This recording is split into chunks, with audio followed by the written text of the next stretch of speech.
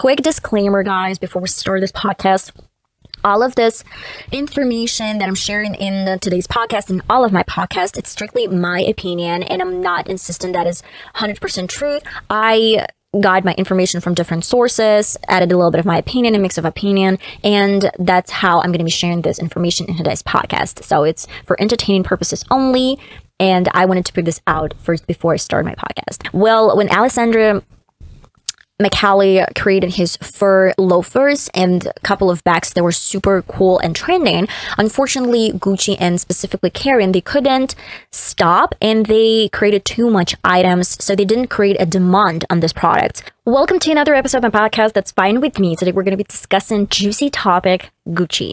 Not only Gucci history, but Gucci sales drop. I've prepared a great amount of information and I'm willing to share with you guys. Let's get started. Let's talk briefly about the founder of Gucci was Gucci. Quite shocking. So he founded his company in 1921 in Florence, Italy. The main idea that he had behind his company, that he worked in a hotel and he saw the luggage that was super uncomfortable to carry around. He came up with the idea that something could be done with leather, but in a better shape. So the previous shape, for mistaken, was some sort of round shape. That's why it was super uncomfortable to carry this around. And he created this sort of like square type luggage shape that was made of leather, and he created a lot of travel items and people really loved it. In 30s and 40s, he involved his sons in the business and his company. He had 3 sons. It's Aldo, Vasco, and Rodolfo. Keep your attention on Aldo and Rodolfo because they're kind of main characters in the story. According to Women's Wear Daily, in 1935, a League of Nations imposed embargo against Italy, and specifically about leather. I believe they maybe imposed something else, not only leather, but the impact on the company was because of the leather. Most of their items were made of leather. And it actually forced them to think outside of the box and actually expand the diversity in materials, such as woven canapa and hemp. In 1951, after the World War II, leather had become accessible again, and Aldo created the first ever bag made of pig skin, and this was a signature material for Gucci back then. And this was actually the first ever bag that they created. Aldo, this was one of the sons of Gucci.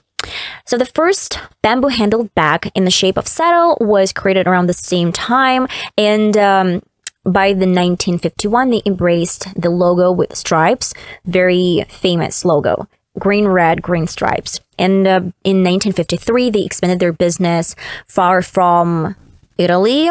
It was one of the first shops were available in the United States in 1953. In the 50s and 60s, the Gucci brand was introduced quite massively, I'd say, to celebrities such as Elizabeth Taylor, and she was wearing the bamboo-handled bag, and she was photographed with this bag and the loafers, the horse-bit loafers, super classy, super signature style Gucci type. And in 1961, Jacqueline Kennedy was photographed with a bag as well, and later they renamed this bag after her, called it the Jackie. In the 70s and 80s, so they opened their first stores in Tokyo, Hong Kong, and New York City. First fragrance was released that was named Gucci No. 1 in 1975. These years were sort of significant and they were expanding a lot, but in early 80s, the drama has started with grandchildren. If you watched Gucci film that talked about Maurizio and Lady Gaga was acting as his wife. I don't remember her name. I'm sorry. She murdered him later on. Spoiler alert if you didn't watch this, but that was a nice film. It didn't show the actual history of Gucci. Mostly it showed a little bit of this drama among cousins, sons, and whatever. But it turned out that Rodolfo's son, remember I told you about Rodolfo and Aldo. Aldo was the first one to come up with a bag in 1951. And Rodolfo had a son, Maurizio, that took over beating his cousins and allegedly getting rid of his uncle Aldo, the father's brother. So yeah, he was the only one left in the company, and a lot of this shown in the film. Late 80s and early 90s, Gucci was suffering because they were old-fashioned and considered for all generation. The style was bad. And actually, the solution was in 1994 when they introduced Tom Ford as a creative director who changed the whole concept of Gucci. But around this time, Gucci stopped being a family business and the corporation started in 1989. The holding company Invest Corp acquired almost half of Gucci shares. So in 1989, they had half of the shares. And after 1994, they had all of the shares because they sort of forced Maurizio to sell these shares. Quite honestly, I don't know if it's true or not, but it's a great deal, I guess, in the film that they sort of made him to sell these shares. And really interesting, in 1995, Intercorp that purchased all of the shares actually sold the shares. The net worth was $1.6 billion when they actually spent in the company only $245 million. You can imagine how much they've gained within 1 year, approximately, of having all of the shares when there's a huge difference between $245 million and $1.6 billion. Okay, in 1999, they relaunched Jackie Bag with a few updates. It's just personally from me, I wanted to share this information. Going back to a little bit of the story, so where it started. At first, it was good. The deeds were quite good. Of course, the company was suffering throughout years because it's really hard to stay on the float, like floating all of the time. About late 90s and early 2000s, LVMH, this is a luxury company. I guess most of you might know this. It's a conglomerate of luxury fashion brands. So LVMH slowly and silently started purchasing company shares, owning 34% shares by the end of 90s, early 2000s. And despite the CEO Domenico De Sole, Domenica De Sole, if I'm mistaken, oppositions, they actually were still purchasing the shares. That's why he accused them in shady business and turned to their opponent, PPR. Right now, they renamed in 2013 Kering Conglomerate number 2. The rivalry has started back then in 90s. And the owner of this PPR company was Francois Pinault. Right now, he's 87 and practically his company is ruled by his son, Francois Henri. And by the way, he's a husband of Salma Hayek. Okay, not the point again. And right now, 2 huge companies were involved in this business, in this Gucci business. LVMH, with a little bit of shares. And then we had PPR, or Kering, later on renamed. So strategically, Kering started buying some of this shares as well. And when he became a major stakeholder, he took over the company. That was his main decision. When he had more than LVMH, he took over the company. And right there started the rivalry for 2 years. Bernard Arnault, or Arnault, so sorry to mispronounce them. I keep forgetting the real names. And Francois Pinault, they've been sort of competing 2 years straight. And in 2001, PPR company, or Kering, was authorized to buy half of LVMH Gucci shares. So if LVMH had 34% of the shares, then they could purchase this out, and it's going to be 17%, I guess, of their shares. And then Kering, or let's say Francois Pinault, started owning 68% of shares. And eventually in 2004, he purchased the whole company, like the entire company. That's why at first, both of these companies owned some way or another Gucci, but Kering purchased this out entirely in 2004. But I guess, I don't remember who was Lady Gaga or some advisors, they recommended Gucci Maurizio to sell half of the company to Invest Corp because they were suffering. Then Invest Corp purchased everything out of Maurizio and Gucci family. Then they sold this in 1995, and then LVMH took advantage of some of the shares up until Francois Pinault stepped into the game and purchased everything, the entire Gucci company, out of everyone. I hope it's quite easy, because when I was looking for some information, a lot of things, like people are talking about this company shares and everything. casually like, yeah, like, the whole thing, the whole story. No, we don't. We need to know details first and then come up with conclusions. Okay, so let's talk a little bit about this company, a little bit like in depth. Tom Ford refreshed the design when he was a creative director, but in 2004, with the CEO of the company, DeSalle, they left, and Tom Ford actually introduced the Fendi's bag designer Frida Giannini. I hope I did not mispronounce it, Giannini, and John Ray took over as a menswear, and Alessandra Faccinetti took over women's wear. So that's why Frida Giannini, that was introduced by Tom Ford, was a creative director from 2004 to 2014, like 10 years. Great. And she introduced flora pattern. Do you remember Rodolfo that I talked about? He developed this beautiful flora design that was popular in Gucci for a long period of time. And she reintroduced the same style, the same, let's say, design into Gucci. And that was it turned out to be quite successful as many years ago as the time Frida Giannini introduced it as well. And of course, in 2014, most of you would know this, to 2022, Alessandro Michele was introduced as a creative director who had been working for Gucci for 12 years back then as accessorized designer.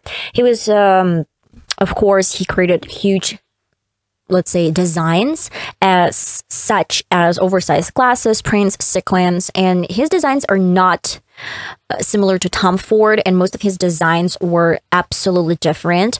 They were more teenage-like, and for, let's say, someone with a little bit different taste as designs from Tom Ford. It wasn't classy, let's say. It was different.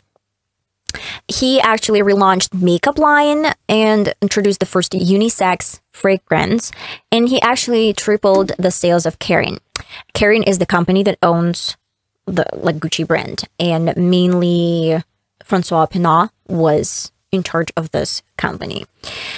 Of course, now we're going to be talking about present situation. You know, the history, let's say the story behind this Gucci house, but what is happening right now? Why are the sales dropping tremendously? There is a difference between LVMH that are owning a lot of luxury, let's say, companies as Louis Vuitton, and Kering is owning Balenciaga, Stella McCartney, Alexander McQueen, Bottega Veneta, Yves Saint Laurent, and they have major shares in Puma. But there is a difference that Kering is actually earning a lot of money out of sales from Gucci.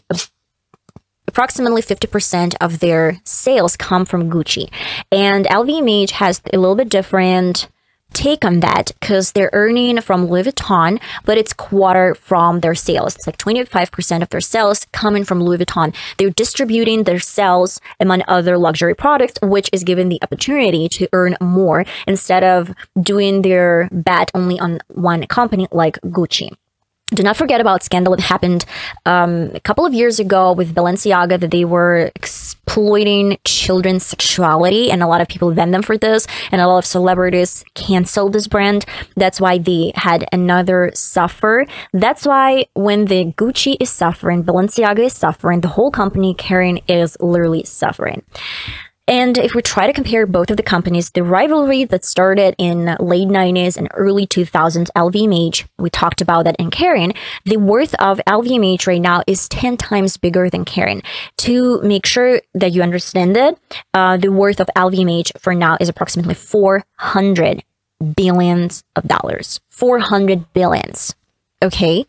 And there might be the difference between ruling, let's say, of these companies, where Francois Pinault or his son Henri, they rely on the team and company, and the team is making the decisions, like decisions that are going to be tough, and they're going to determine the course of the company. Where if we're talking about LVMH, the owner, Bernard Arnault, I'm sorry for mispronouncing his name.